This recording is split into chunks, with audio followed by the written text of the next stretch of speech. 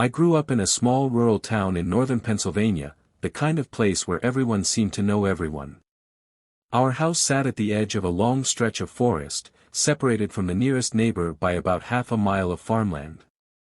It was quiet, usually peaceful, and for most of my life, I never thought about locking the doors during the day. That changed one night when I was 17. It was mid-November, already cold, and the days ended quickly in darkness. I had just finished dinner with my mom, and she told me she was heading to bed early. She worked early shifts at the hospital, so I was used to being awake alone at night. Our living room had a big sliding glass door that led to the backyard and the tree line. I always pulled the curtains shut before it got dark, because the woods at night had a way of making me feel watched. That night, though, I was lazy. I left the curtains cracked open a few inches. I was sitting on the couch scrolling through my phone when I heard it, the faintest knock.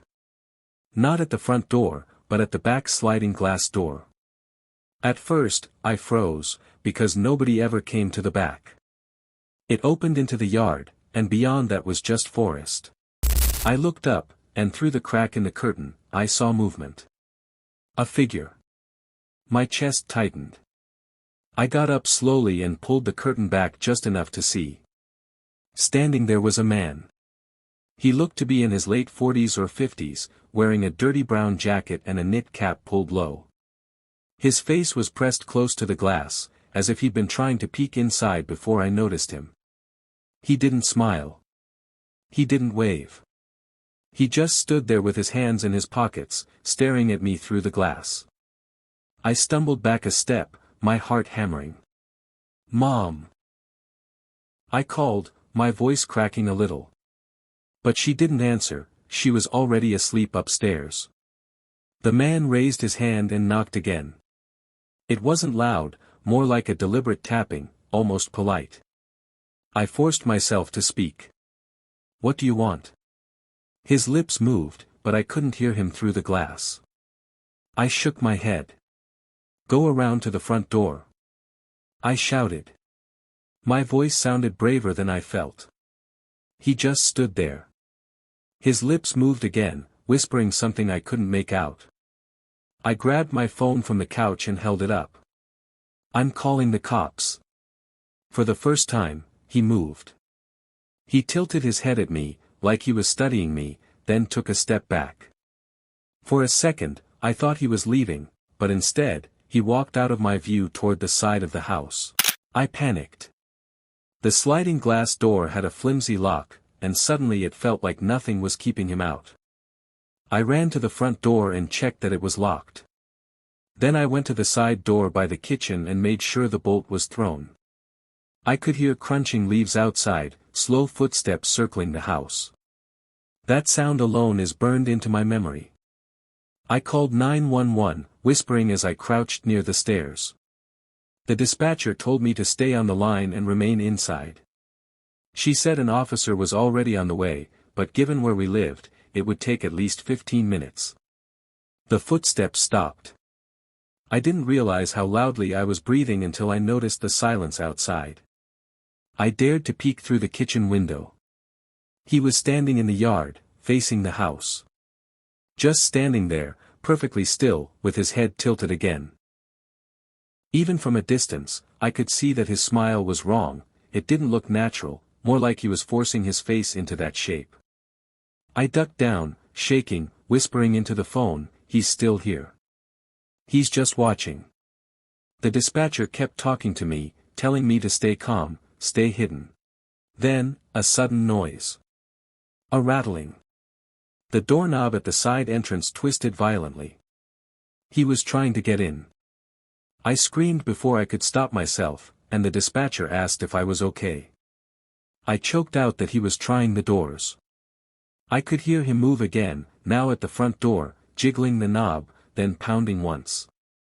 My mom woke up from the noise and came rushing downstairs in her robe. I grabbed her arm and whispered frantically, "Don't go near the doors. Someone's out there." But she was braver than I. She peeked out the front window. Her face went pale. She saw him, too.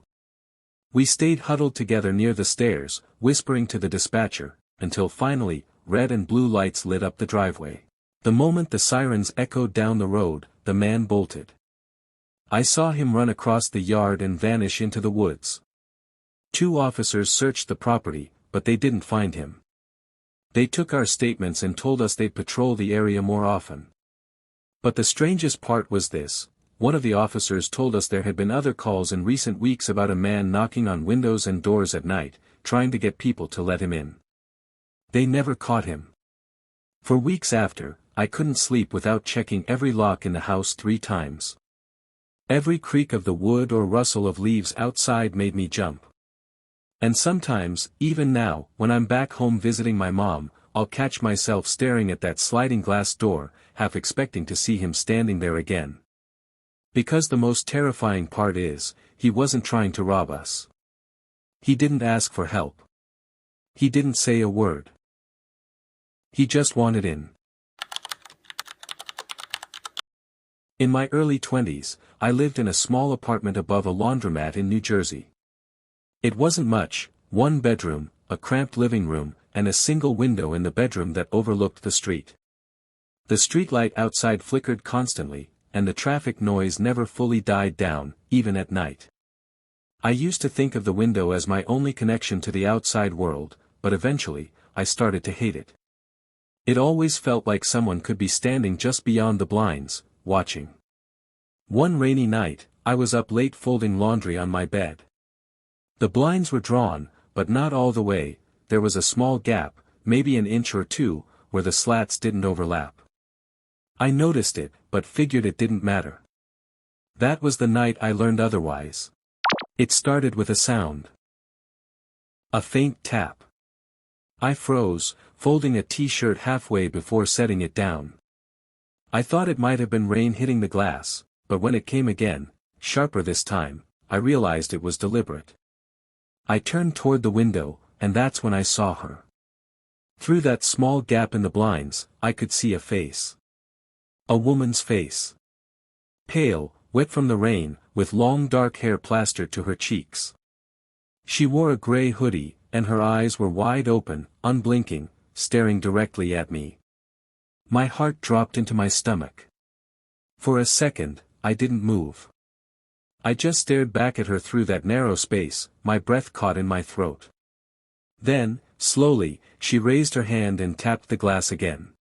I jumped up, nearly knocking the laundry basket over. "Who are you?" I yelled, my voice shaking. She didn't answer. Instead, she pressed her forehead against the glass, lips parting into a smile that didn't look natural. It was too wide, too forced. Rain streaked down the window, blurring her features, but that smile stayed fixed. I backed away, fumbling for my phone. My hands were shaking so badly that I almost dropped it. I dialed 911 and whispered into the receiver, "There's a woman outside my window. She's just standing there, watching me."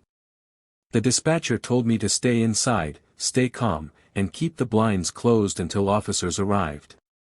But I couldn't bring myself to close them.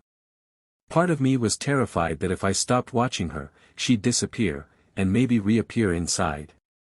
She tilted her head against the glass, still smiling. I'll never forget how slow and deliberate the movement was, like a predator studying its prey. The dispatcher asked if she was trying to get in. I told them no, she hadn't tried the window, she was just watching. And then, as if she'd heard me, she lifted her hand. Slowly. Carefully. She pressed it flat against the glass.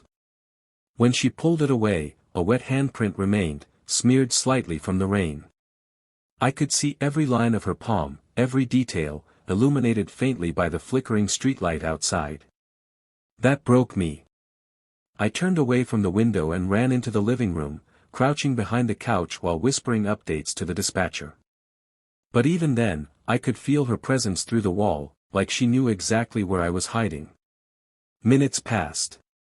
The dispatcher kept me talking, promising the police were almost there. I tried to steady my breathing, but it felt like my lungs weren't working. Finally, I heard sirens. I rushed back into the bedroom just in time to see red and blue lights reflecting off the glass. But when I looked through the blinds, she was gone. The police searched the area but found nothing. No footprints in the wet street, no sign of forced entry. Just that handprint on the window, which had already started to smear away in the rain. They told me she was probably homeless, maybe looking for shelter. But if that were true, why hadn't she spoken? Why hadn't she asked for help? Instead, she just smiled. For weeks afterward, I couldn't sleep in that bedroom. I moved my mattress into the living room and left the blinds permanently shut. But sometimes, when I passed that window on my way to the kitchen, I'd swear I could see the faint outline of a handprint. And every time the rain hit the glass, I thought I could hear that tapping again. Back in 2016, I rented a small house in Kentucky with my fiancée, Emily. The house wasn't far from town, but it felt isolated at night. The porch light cast a weak yellow glow across the yard, and the only sounds were crickets and the occasional rustle of wind through the trees. We loved it at first. It felt private, peaceful, safe. But one Friday night, that changed. I had dozed off on the couch with the TV still on when I woke to a sound that didn't belong. A slow, heavy creak. Wood is straining under the weight. It was the porch swing. At first, I thought maybe it was the wind. But when I peeked through the curtain, my blood went cold. A man was sitting in our porch swing. He looked to be in his 40s, dressed in dark clothes, a baseball cap pulled low over his face. He wasn't looking at the yard, or the trees, or the street. He was staring straight at the front door. Back and forth, the swing creaked under his weight. His hands rested on his knees, perfectly still, as though he'd been sitting there for hours. I backed away, whispering into the phone as I called 911. While I was on the call, the creaking stopped. Then came 3 knocks. Slow. Heavy. Directly against the front door. My fiancée stirred in the bedroom, half asleep, asking who it was. I rushed to her side, whispering frantically, "Don't open it." The knocks grew louder, each one echoing through the house. Then, silence. We sat huddled together, whispering with the dispatcher until flashing lights finally cut through the night. But when the deputies searched, the porch was empty. The swing, though, was still moving. Slowly. As if someone had just gotten up. We tried convincing ourselves it was over. But a week later, it happened again. This time, he wasn't looking at the door. When I peeked through the curtain, I saw him sitting in the swing again, hands on his knees, rocking back and forth. Only this time, his head was tilted toward the window. Toward me. His eyes caught the faint reflection of the porch light. I knew without a doubt he was staring directly at where I stood, watching. I dropped the curtain, heart pounding, whispering into the phone as Emily cried silently behind me. By the time the police came, he was gone again. The visits didn't stop. Sometimes he knocked. Sometimes he just sat there, waiting. We finally convinced the landlord to install a porch camera. For 2 nights, nothing happened.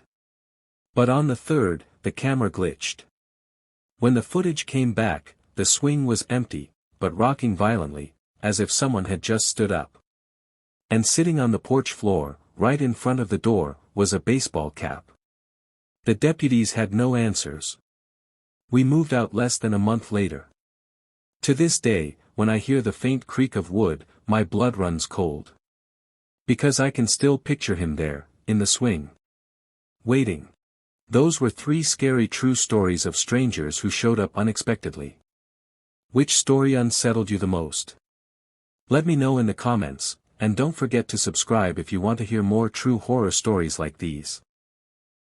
Because sometimes, the scariest encounters don't come from ghosts or the supernatural. They come from the strangers who find their way to your door.